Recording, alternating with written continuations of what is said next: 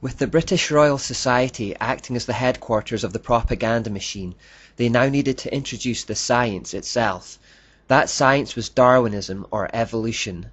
Given that the founding members of the Royal Society were Freemasons, whatever science they came up with would only be an extension of their occult doctrine.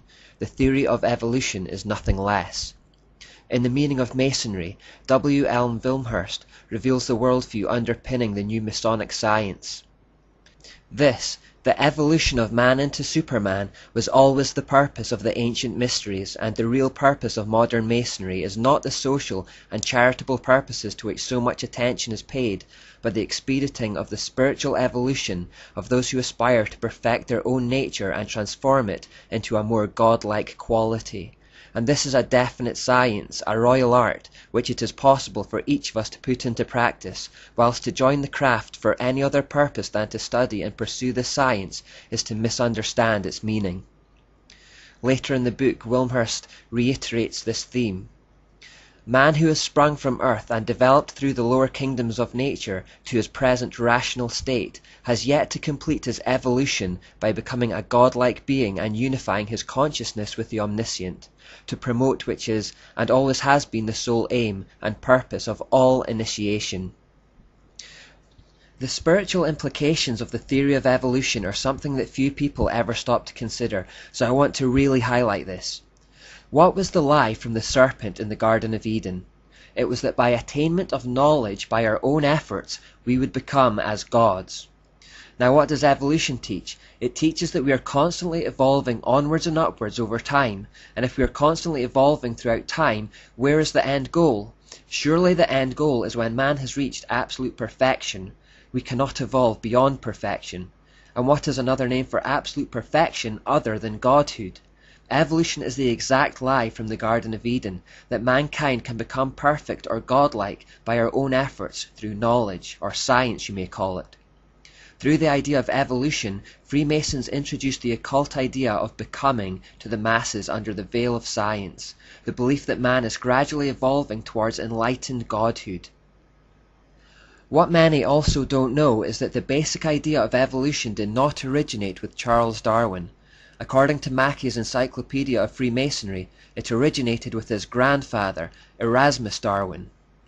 Dr. Erasmus Darwin was the first man in England to suggest those ideas, which were later to be embodied in the Darwinian theory by his grandson, Charles Darwin, who wrote in 1859, Origin of Species. Now Erasmus Darwin was the founder of the Masonic Lunar Society. According to author Ian Taylor, the Lunar Society was active from about 1764 to 1800, and its prominent influence continued long afterwards under the banner of the British Royal Society. The group's name owed itself to the fact that the members met monthly at the time of the full moon, which suggests some kind of link to the goddess Ashura again. The membership of this group boasted such luminaries as John Wilkinson, James Watt, Matthew Boulton, Joseph Priestley, Josiah Wedgwood, and Benjamin Franklin. These men, along with other members, were given the title Merchants of Light. Mackey's Encyclopedia of Freemasonry says, before coming to Derby in 1788, Dr. Darwin had been made a Mason in the famous time immemorial lodge of Canongate Kilwinning, No. 2 of Scotland.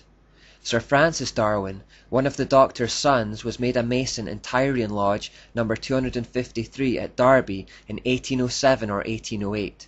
His son Reginald was made a Mason in Tyrian Lodge in 1804. The name of Charles Darwin does not appear on the rolls of the lodge, but it is very possible that he, like Francis, was a Mason.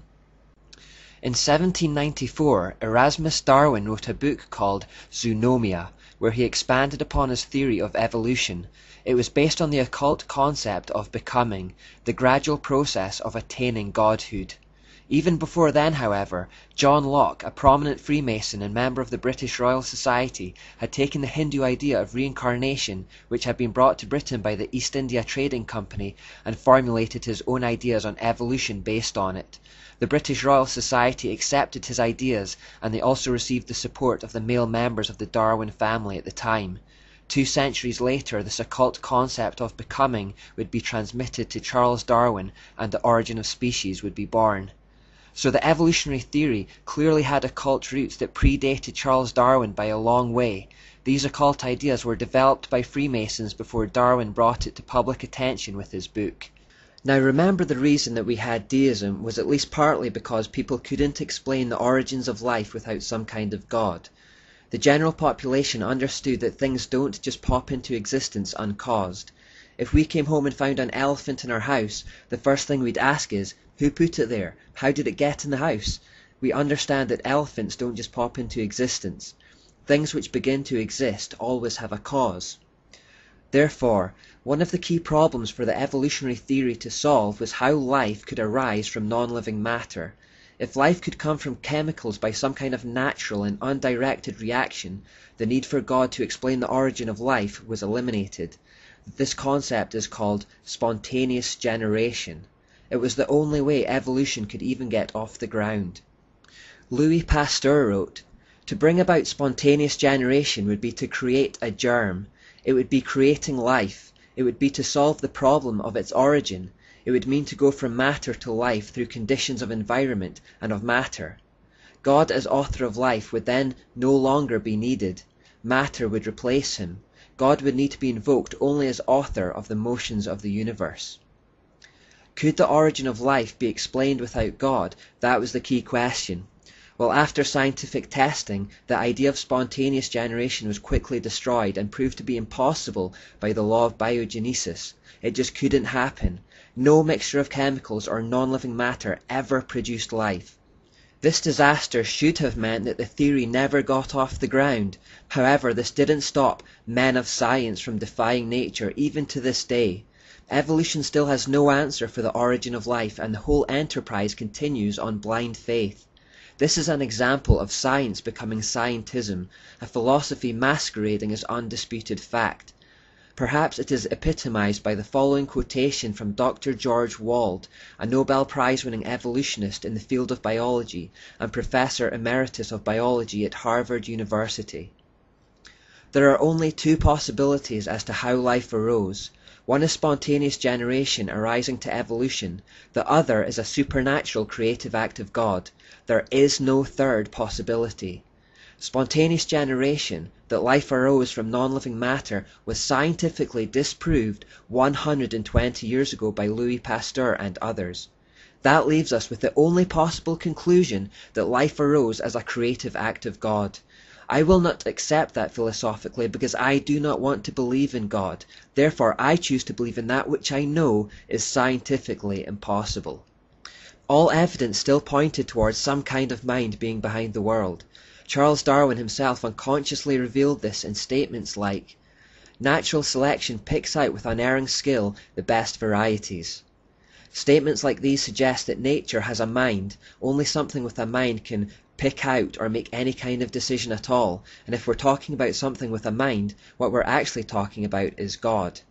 The idea that lifeless matter spontaneously generates life is actually found in an ancient Kabbalah concept called the golem. Isaac Singer writes, "The golem is based on faith that dead matter is not really dead, but can be brought to life. What are the computers and robots of our time if not golems? The Talmud tells us of an interpreter by the name of Rava, who formed a man by this mysterious power. We are living in an epoch of golem making right now. The gap between science and magic is becoming narrower." In the article, Towards a New Science of Life, EIR journalist Jonathan Tenenbaum makes the following statement. "Now, it is easy to show that Darwinism, one of the pillars of modern biology, is nothing but a kind of cult, a cult religion. I am not exaggerating. It has no scientific validity whatsoever.